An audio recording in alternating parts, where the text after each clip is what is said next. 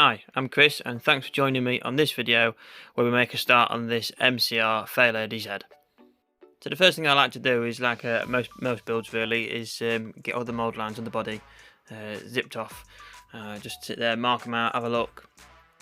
With this one, I just think I actually overmarked. From those of you who've watched the unboxing video, I couldn't really see many. I mean, I've got the main one there, but I'm just presuming they go across the panel lines. At the back there as well, like where the aerial would go or something like that, I didn't want that bit there, I wanted it flat, so I've marked that off ready for sanding down. I've just zipped through, I've got it all marked up. Like I say, I think I've gone overboard. I think I've just done what I would normally find on most kits where the mould lines would be. But there we are, quick mock-up. Already, I just love the style of this. I know I waxed lyrical about it in the unboxing video, but I just love the styling of this one. Again, about the mould lines, you know, I had a good look over them, and I couldn't really see anything. I tried filling across the panel lines, and I just couldn't see anything. I just guessed where they would possibly be. So I just thought I would just sand them smooth just in case. It's better to do something instead of nothing. But as long as I got the main ones that we could see across them rear quarter panels. Also, you can probably just about see just here where the bumper sits just slightly bit wider than the body itself.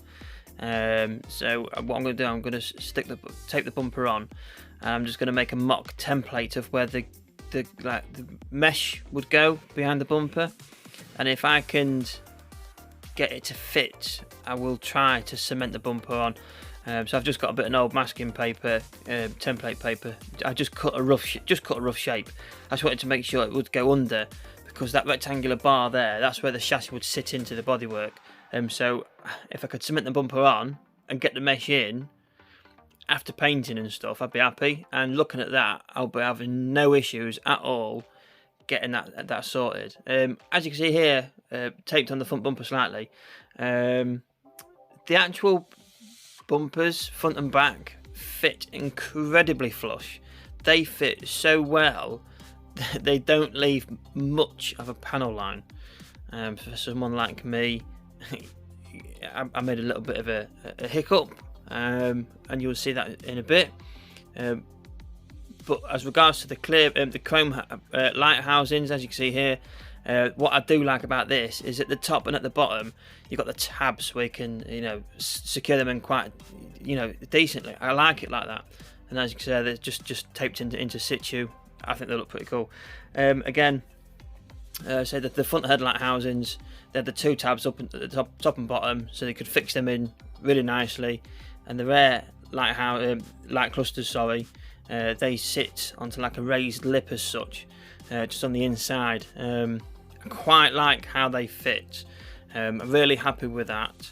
That sometimes on some kits, like on the Ings Impreza, you saw like the rear light clusters was on a bar, but all those light clusters were individual, which allows me to cement the whole body together before paint, which is just massive. It's so much help being able to cement it all together before painting, because you don't have to tape a bumper on, paint it, take it off, fit the parts, fit it back on, then try and cement it on at the risk of a bit of cement leaking, melting your paintwork, damaging something. I've been there before, many moons ago, but here we are, just getting the body cemented together. And look, it's just dead simple, dead easy. I'm actually using the full fat Tamiya cement to get these body panels on. I wanted to make sure they're on good and proper. So I start with the side skirts, and they just went on, no problems at all. Just applied, as you can see, a bit of cement all the way down, fitted it on. The skirts, the bumpers, they all fit so nicely on this body, possibly a bit too nicely, front and back. Like I say, purely because it just doesn't leave much of a panel line where they join to the bodywork, if you know what I mean. In the diagrams, there was panel lines. As you see here, you can see there, look, they're just fitting, just slotted on and just sat so nicely. I'm really happy. Again, just mocking up the look of the spoiler. I quite like the look of it, and yeah, it's much bigger than the Nismo one. I really like this. As you can see there, look, just below the petrol cap, where the bottom of the bumper was just sticking out a little bit.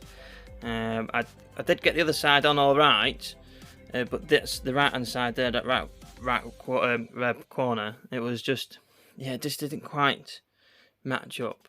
But what I did do is, I cemented it all together, and I tried to use a panel line engraver. Also here I've got the flared arch extensions on as well. They was pretty easy to put on, to be fair. I just used a bit of cement on the edges of the arch, and they just dropped on, and then obviously they just sat in place. Yeah, I was quite happy with that. But again, you can see just on the either side of the bumpers there where they joined the bodywork, very tiny panel line gaps. There's the wheels. If you remember from the unboxing, they were silver, but I've stripped the chrome off because I wanted them a different colour. That there, you got that the rack for the steering wheel, and like the dials sit on top of that. So I just thought I'd cement that on before I get some primer and colour down, just to make it a little bit easier.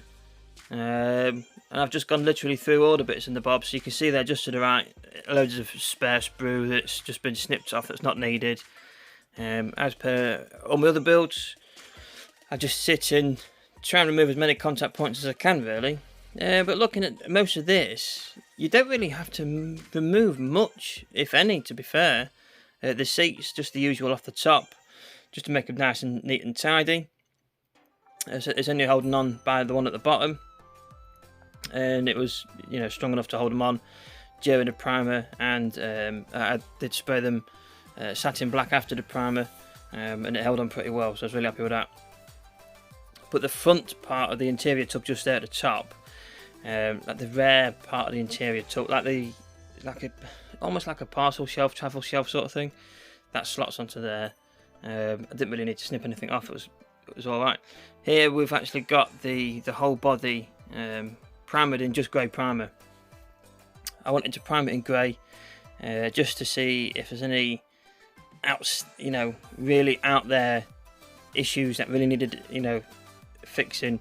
But once we get it in focus, back to the panel lines, you can see there on the back corner there. It's just, yeah, for me, I tried to use the engraver, but I think the one I've got is just too big and too thick, and it's just too chunky, and B, I really have not got a very steady hand at all, and I don't like engraving. I've tried it a few times. I just keep making a mess. I make too many gashes and scratches. I just don't like it. Anyway, after the grey primer, I sanded it all down, sanded it smooth, and this is actually in white primer now. And it's normally when I use the grey primer, I can do 2 coats of grey primer, and it goes down nice and smooth. With white stuff, with white primer, I don't know, I just felt it a little bit grainy. Again, you can see the panel lines. Look, I'm not going to hide anything. I'm too honest. There we are. I'm just showing. I don't think it's the kit's fault. I think it's my fault. If I had a better scribing tool, or if I had a steadier hand, I might have been absolutely fine. I'm not very good at scribing. Anyway, after the white primer, we've now got the pearl white colour laid down. I wanted to go for like an ivory creamy sort of white, but when I was looking in the shop at what spray cans they had, and I saw this Nissan pearl white, I just thought it's just got to be. And as you see here, I've gone absolutely overboard with masking tape galore, because I wanted it to mask off the bottom around the sides, and make sure there's no bleed through from spraying. And I've used Nissan Curo black, I think it was. It's just basically gloss black. There's no metallic, there's no pearl in it, it's just gloss black. But I just wanted to go around the edges, the trims and such like that, just to follow as per the instructions, really, the part of the box art. And although I'm not the greatest at masking, I am incredibly happy with how it ended up. And as you can see there, the wheels have all just mocked up, the wheels in a gloss black. I've actually gone and got all the decals on as well now, so everything's going to be ready for clear coating. I'm just super happy with how it's looking. And here we are. This is after clear. This was about an hour or two after laying the final clear coat down. And these wheels didn't even get a clear coat. I don't know what happened. I don't know how I've done it, but I've managed to lay that black down so perfectly. It's come out super glossy. But anyway, here's just a couple of little pictures before I sign off and get ready for the next video. So thanks for watching. Take it easy. Cheers.